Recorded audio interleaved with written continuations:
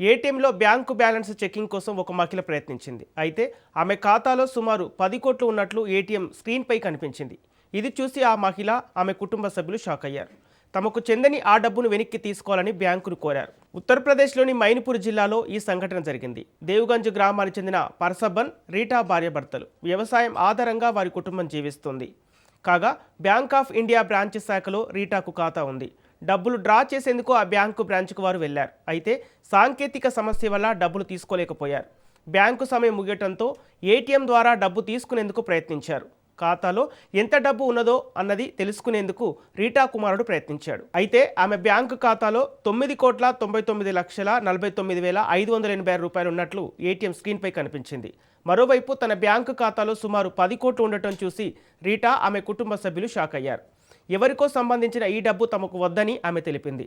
Bank తెరిచిన తర్వాత ఆ డబ్బు వెనక్కి తీసుకోవాలని కోరుతామని చెప్పింది. ఆమె కుమారుడు రికార్డు చేసిన ఈ వీడియో క్లిప్పు సోషల్ మీడియాలో వైరల్ అయింది. అయితే ఆ బ్యాంకు అధికారిని దీనిపై స్పందించారు. ఆ మహిళకు రుణ ఖాతా ఉన్నదని తెలిపారు. సాంకేతిక సమస్య వల్ల ఆమె బ్యాంకు ఖాతాలో ఈ మొత్తం చూపించిందని చెప్పారు. ఈ లోపాన్ని సరిదిద్దేందుకు ప్రయత్నిస్తుండగానే వారు ఈ విషయాన్ని వైరల్ చేసినట్లు బ్యాంకు అధికారి ఆరోపించారు.